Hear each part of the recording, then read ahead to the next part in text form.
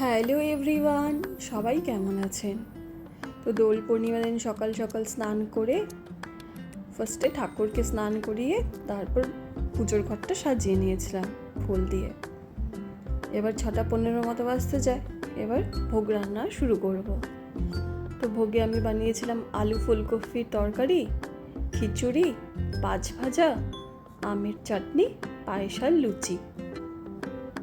তো এইগুলোই না প্রত্যেক বছর আমার শাশুড়ি ঠাকুরকে ভোগ দিয়ে থাকে।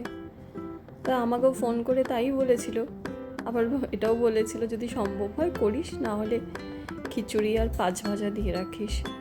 তা আমি ভাবলাম যখন করছি পুরোটাই ভালো করেই করব। ওদিকে পাঁচ ভাজাও কাটা হয়ে গেছে, এবার আমটা কেটে নেব। ফার্স্টে আমের চাটনিটাই বসিয়ে দেবো, ওটা হতে তো বেশি একটা সময় লাগে না। আর দুধ আনা নেই, না হলে পায়েসটা আগে বানাতাম। আগের দিন দুধ এনে রাখলে তো দুধটা নষ্ট হয়ে যেত, তাই রানা ঘুম থেকে উঠলে ও দুধ আনলেই তারপর পায়েসটা বসাবো।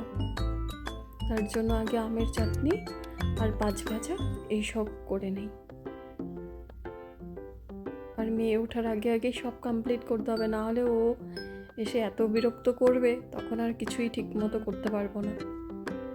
সব জায়গায় ভিডিওতে বলছে যে 9টার মধ্যে ভোগ নিবেদন করতে। জানি না পারবো কি না, তবে চেষ্টা করছি 9টার মধ্যে করার। তাই ফটাফট সব করে নিচ্ছে একবারে। দেখতে দেখতে আলু ফুলকপি তরকারিটাও হয়ে গেছে, আর ওদিকে পাঁচ ভাজাগুলোও বসিয়ে দিয়েছি একটা একটা করে। এই ফাঁকে ময়দাটা মেখে নিচ্ছি। পাঁচ ভাজা কমপ্লিট হয়ে গেছে। তার মধ্যে করেছিলাম বেগুন ভাজা, শিম ভাজা, ভেন্ডি আর আলু ফুলকপি। এবার লুচিগুলো এক একে ভেজে নিই।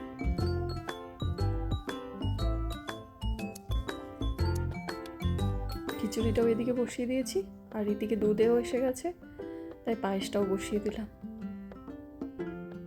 মোটামুটি সব রেডি হয়ে গেছে, এবার ফট করে আমি রেডি হয়ে নিই।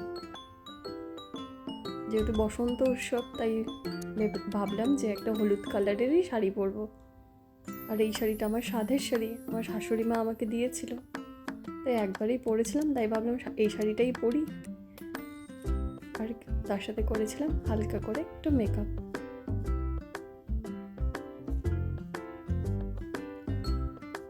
এই শাড়ি পরে এই লুকটা আমার কেমন লাগছে অবশ্যই কমেন্টে জানাবেন। কিন্তু আমিও রেডি হয়ে গেছি, এবার পুজোর ঘরে চলে আসলাম। সব রেডি করে নিয়েছি, ঠাকুরকে ভোগ লাগিয়ে দিয়েছি, এবার আরতি করে নিবেদন করব। কেমন হয়েছে জানাবেন একটু, একা হাতে সব করেছি। যদি একটু কমেন্টে জানান তাহলে আমার অবশ্যই ভালো লাগবে, আর ভালো লাগলে একটা লাইক করে দেবেন। এদিকে মেকআপ রেডি করে নিয়ে চলে এসেছি, এবার আরতি কমপ্লিট করে নিচ্ছি। আর পাশের বাড়ি আন্টিকে একটু ডেকেছিলাম পুজোর সময়। আজকের মতো বাই বাই।